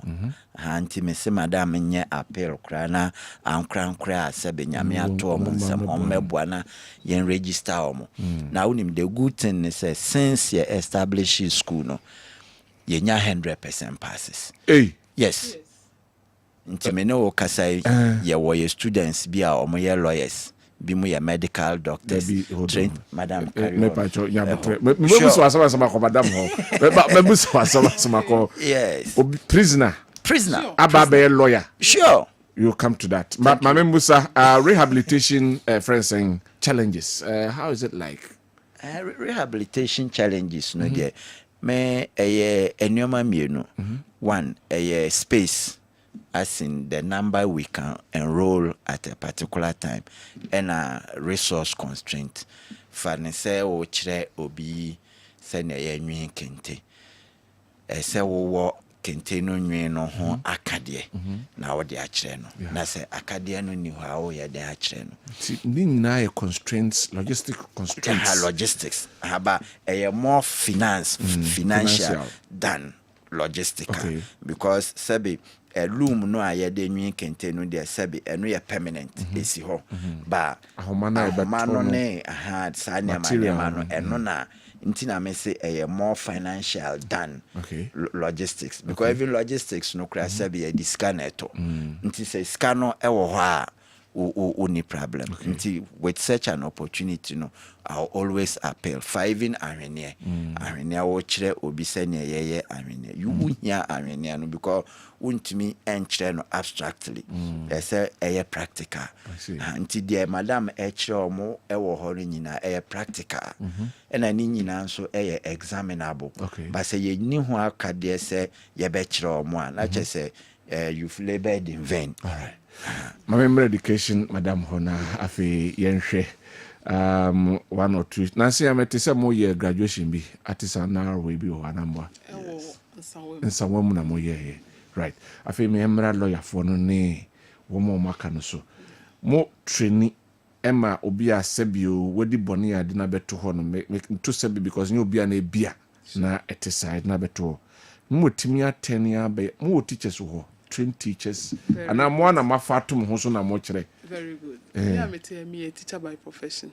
Oh, I see. No wonder. I was in Louis Teacher Training College. Wow. Because University of Education. Winneba. 2 times. Twice. Twice. I see. Into your officers, I tell me, I almost saw education background. And now your teacher for us so sabi or more they are in conflict with the law. I don't know how to do hano. Na me wo papa bi wo ho me pese me boni di na o ye head teacher e wo school kese bi mu na traffic offense e na de ne bai obai no obedi dwuma so e wo prisons mai. Wow. Besi nei oda so sran. I see. Besi sabri oda so esran. Wow. Enti ye wo teachers nso so a bibinti almost all be PM ho no. Omo nyina boa. Omo nyina eboa. Wow. Eboa officers no ama ye kire ade ama ne koso. I see. So no wonder you produce intellectuals omo be PF free ho no. And na ye ho no so sabe ye what time. Ye what time. Na o sorry na say one for book and see ade e fa na obo. Only recreation bia. Exactly. But say I'm tisa bobo na. Oh yeah bobo yeah but enye sa bonten a me kwa kodi nkomo ha me fa ha me yese obi na be no aduane ama wedi nti e bia wo de ane say weekends wo besisi wo nema ne ade wo be to make sure say by Sunday no to school uniform so nti Monday no wo go school to Friday more class mo your classroom only say your inadequate classroom blocks let me put it that way. Okay, they are inadequate. In effect, no, or quantify by a number of students saying na this time around more. Oh, as it stands now, yeah, wo, omo, JHS, yes, school near friend Reformation school. Into your Reformation JHS. Tin kwadanke to also da prison home school. And young kwadanke to us. Okay. But omo ye JHS. Omo ye JHS course. And you omo no sabre me woni pa be say 37. 37. Aye. Omo ye JHS course. Mona mo impress on them and I say they see the need to educate themselves and I say your own wall, enforce it. Enforce wow pa. But obana especially me no me capture nkwara no. So obana na me hu so usu a me from me no tena si di nkomo but mpanifo na sabi omo nyini kakra ne de wow tena si na we ho a na do ho ba na yaje. Wow. Timo class more diverse range of ages. Omo nyina abom. Omo nyina abom. And I your SHS for so ewo. SHS for no so as it stands now no so money pa be say 20. But 5 are ready for NOVDEC this year. Okay. Na your trend of deck no ewie na so mo pass ya ye ni tertiary ewa ha nti eno sa na just say omo ko transfer to nsanwom what transform console no mo ko to aso nti this time around no Nyankopɔn ayɛ adom Jackson Education Complex ɛpɛ sɛ ɔmo extend ɔmo school no ɛba hɔ no nti ɛwɔ sɛ ɛnya mfidie a yɛde bɛyɛ online classes bibia yɛ online ɛba ɛyɛ once a while no mo face to face most of the lectures are online they say no mehia computers a yɛde bɛyɛ saa online studies no na ne nanka yɛ ɔmo wie SHS na yɛ for mo nkɔ nsawom bi mo nkɔ nkɔto aso ɛne nkɔmbɛ tertiary no ɛwɔ ha yi ebi HR ebi ada enti sɛ wote sɛ ebi ha akɔyɛ lawyer ne medical yi a ɛnyɛ sɛ ɔmo yɛ criminals ɛnyɛ obi ebi wɔ no ma traffic offense sɛ dem ka yi ɛna ebi ɛde ne ba enti nyɛ sɛ bi a okokɔ wie obi adeɛ esan so deɛ wɔ woyɛ driver sɛ obi woyɛ wadwen sɛ ɔbɛyɛ careful on road a obi kɔ betumi aba bɛkɔ so ama esan aba Mame nkɔ soro hɔ na memra na mankotie mu ɛsɛ mekɔ bi na manka bi so deɛ zozu mame ntie we na mentie wo so kakra a ɔbɛka titiri fa welfare no sina me dasi em say PR enemy madam akane nyina na welfare in general make say enema ekosu na as say the kind one ton yare a onya ho adwo image no welfare say the boss e kan you know eba in terms of health na em say no be bio ha here na recently me say my fidie so na mabo regional commander but so the regional minister em say Ashanti first na say em say through omo ayinti no ye health center e wo ho no omutimi renovate no emaye ye health screening massive one ema image no ema em say doctor say by ye screen after screening you know em say yare bibre na mo ye de ehu ye officers no so eye bi iti on that side no e ade a eboa ye then say the master e kan ye no eba ye hospital sem I said omo ko hospital na ya ne hia ye pa hia ye pa itam ka say hia ye pa no menwa tie sem de obi ko hospital na me konya yare a media ma no okufia o de ma na ewe o de ma ne ba akwan be ko school ka samanfo etim pempi no ya na ye hu saa ade no eni ade na ha ye pa because my pomodin enye a menya yare no se my pomodin nya metimi ma adwuma e be affect system no okay enti no empempi nya na offices no so me kan say ya pomodin hia ye mo anka samso mo welfare no se netie mo so no mo welfare mo uniforms ne other nyama ka de ka homa ne say mo be mo ho ayefe papa na mo ba betra ha ti bia na mo wo be dudu na ne ade a cha na ma shekakra oma me boss adan nya ba ye ntade ye no kre sebi ntade ne nton no okejetia na wakọ akotobi bia e dada wato ni na aban na so ye den supply na meka se aban ne eye bi oye enso me de ka ho anka ye Mr. Mekanya se bia me bo aban na chi anase me ka se metia director general anase obia ye nya uniform sache e ba ya che ache eti amasabi de wo ya wo ya no adane ani no wa hyane saa eti no se ombe ye mwa ne aba enkepe boa yen eti uniform ne de se do kan ye no ebi ba ya che na ye bo mpa ye se ebi eden ebe ba na ye ba se do kan ya ho ka eni bi eden akoso e kama but notwithstanding that's not all these no em say dietary no so e bom homodin se ne ma nyina ba eden e be dan akoy mama adwuma so eden akoso amaye eti on that side no the if say oh no but madasi obani mami tutu kakra na se memra APR ho sene me education in here me education was like aya na ye wo pepa se pese ya teach wo wo wo numuasuam na aya na ye ni space wo space ni so se kamada meka na wakaya ye wo two classrooms be two classrooms na me DHS na SHS ni DHS na de SHS ha nti eba ne sa na adesua no aye bibi o no nti etutu sere adofo person obeboa bia obetumi aba na se wi nkro obetumi registrations na maya see na bronsan kakra ma bedana sepa okay aban boa na in terms of fairness akadia edisua de ne so ana etusi kakra nti se obi so obepa se obeso obeboa ma education no coso in terms of stationaries nesa wena so ye bedana sepa tini nyina no mo resource na mo de yesa ni ma we nyina ye resource na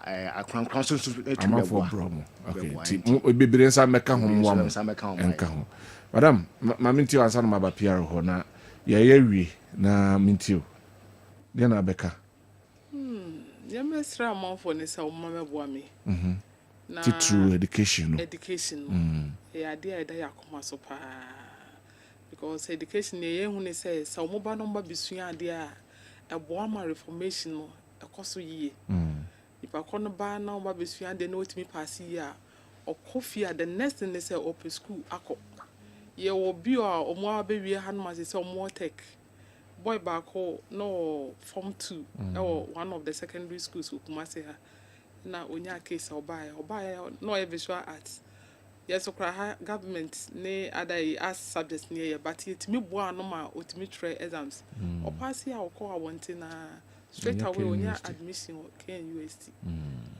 okoneni nti eba ne sa na emma na adwene ensan kọ bebia na owo ni bi omonso so omoba besua nsa na adwuma no onya kọ ya kwakodi pa bi na open the capital no de ato so emma na adwene nsan kọ bi nti judges no kudos to them omobo ahin say obi appeal na say wabesku near the certificate near the attach ni proceedings ni we near the court omu ho na omani age prisons no etimi atna atimi aye say it me say really reformation na take place o ye djuma ho na say anti besa adofo say omomra no monko ye moa bia intimacy san ma minti we na ye bibi kamu a yanka na wo de atodwa na ye hunu me madam akani nyina meka se eye nkwala no registration no titu ntina yete ha na mesre adofo omo meboa madam no ntimi register nkwala no sabe doctors ne lawyers ne engineers eba mu ide na chese ye nyina ye di ejuma madam eye no ho mfaso omo no nyina ashantiman ye nyina ye di ho mfaso na de me ka atwatwo ne se esese ye nyina ye hu se prison de eyobi afie anybody can be there minim journalist crowd betwapen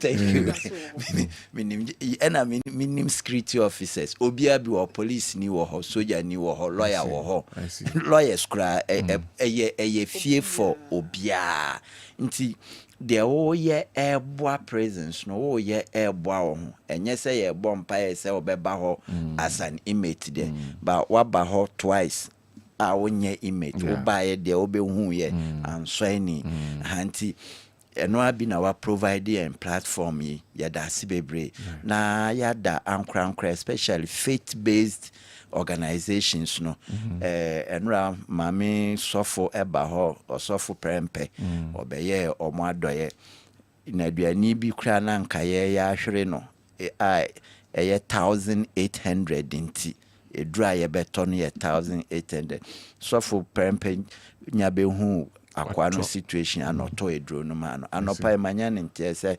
akwala na asori agina ne nanso nti de ye bia ye nkai se eye nyamesom ena ye som nti wo anyame ato nsam bia beboa presence na wo boa presence a wo boa wo ho eboa ashantiman eboa man what questions me no yes sir answer na offer obi ho neighbor appeal na hola na ka bebeka ba mo question Ghana independence time na obi si prisons no oyemu nketwa ko ya se no no aso no growth obi ai dai prison hola ye moa in fact omo conditions no be omo dance the e ka no terrible omunya expanded space to hear screen so a se kwa mo fa so omo da no very terrible very very terrible. We dear yes na by say Sadi kura fa no ho. Say the officer kan asase wo ho. Inti ye pe wall like betimi abo ho ba yi na bi o mo te dey. I think we should do something. Na be boa pa ma say the madam okay many age pa. Your politicians be brave come Mugabe mu nyina na. I'm going to degrees in be prison. Yes. So to can nipa no mra no. On say they will be caught to prison. Utilitarian principle no say nipa no or how society near the near day. E ko see. The give no mra no why useful to the society. Yeah. So school or mu ye ohi. Oh no say okay. We do an kuro bi no ma. The friend no pack up men. Your casu so business. This your kobo kro no omra no. They be on the scry a teacher we dey. Oba party oba doctor oba lawyer. Anyway, they need help. CSP Mamusa say ene meka say questions ni mi no yet nsem bi say attacks eba me so ma ba ko kra chekire no boduam na so bibisa no kra bisa piem ma so eno de eye ade a etumisi etasi especially wo de omo apia bontin no na eno no there's a little of education e was ade no ho say wo de officer pie na the good thing say Kumasi ha no omo wo abadaye pi officer mame mo musika officer mame mo musika sebe e wo ho kwan say obeche na aduani sika bra o wa bonten but eni ho kwan say o diska no be hye nensa this what the officer what the ma officer sebe what the ahye nensa impo ebia na enubone na ode kwa akoto ode koto enubone no eye de opa bia officer no na ye ne target wan hwempo sika no a wode ahye ne nsa no mpo no de faka adwane agya officer no ba bia sika nhye ne bottom no de ontumi dwane ko nim se ofaka krombe bisa fe antimesre se ye sa sika no ayede ma omo a officer enim ho hwe no eno nso contribute to sa attacks no because fa dubone no abra officer no enim ade open or the be officer no and time see there by AC. Secondly, yes, when they knew what passes in age wise and when no swa age wise and run okay no now nipa wanyi power ho 87 years. 87 years. Yes. Right. Ena emramu no. Ye ho no adult prison. Okay. The osakra meka se ebeye 18 years. Ba wonpo timi hu obi a timi se no we de onuru 18 years. Okay. Ba kwan bi so no ebia no obi na dada no se o ka se we 18 na okay.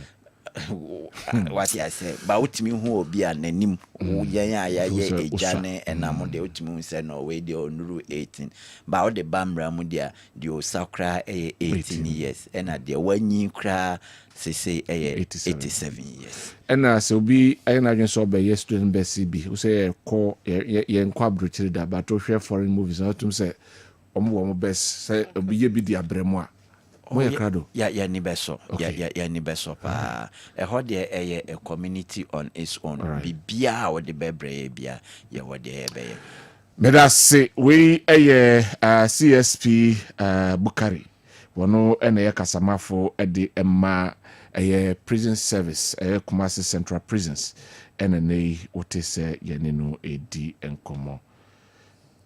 Right. Oh, Ashanti region more. The whole Ashanti region. Hey, and Matthew post so. Anyway, the car the car hon ye. Also, wo on mo na yesika ketwe bi. E na wanye ntua ne na beto. No se mo akakra mo nsem no. Ya mo nkotua bi na sankrofo no nye dey. Yenyi wo mo. Say officer so we can ehia pa. Eno so can decongestion. Also me that's. Right, enti ye dey see but you happy better CSP Bukari ase Madam Mr. Owusu ase Madam Sadia Augustine and Madam Sadia Madam CP say yeto say better no din komo better aso aba ho na Mr. Owusu Mr. Owusu so wasamka wasam etiti we dey ofa wa haidie say waka say mo bra boa ni yin nkofo na ye bekoi mesre pa mamenchia adofo bi omo hwe ye denden officers no omo hwe na ya nchia omo a asembisi Yebi kan chia your regional commander. One kan was o tia gidigidi pa. Okay. Afi ye 2IC. And chief officer admin, chief mam. The only chief officer. Okay. And afi ye gatekeeper August appear. And I me mame. Menshia OIC. Okay. Madam Ewame. All right. Good morning. Thank you very much. Right. Happy birthday, Enko and Farmer Honorable Elvis Osemen Sadapa, MP for Hafano Southwest. Hey, say honorable birthday. Move channel to Sumami. And honorable birthday. Happy birthday, Enko and Farmer Honorable Elvis Osemen Sadapa. Yes, right. Sanso and a happy 40th birthday, Enko Mrs. Rita Asumedu. We every her lovely husband, Pastor Augustine Asumedu, our science general manager, our Just Brew Petroleum Company Limited, and also and a happy birthday, and so enko emfa emmano na eho asem no na fei happy birthday, and so confirm Mr. Isaac Dente.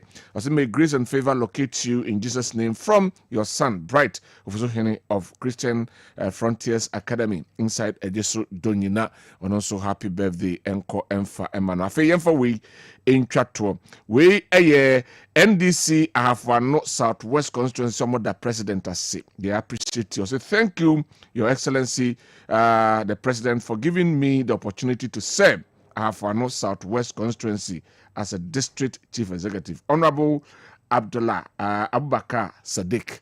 Not just saying, Rafa. Yeah, they see.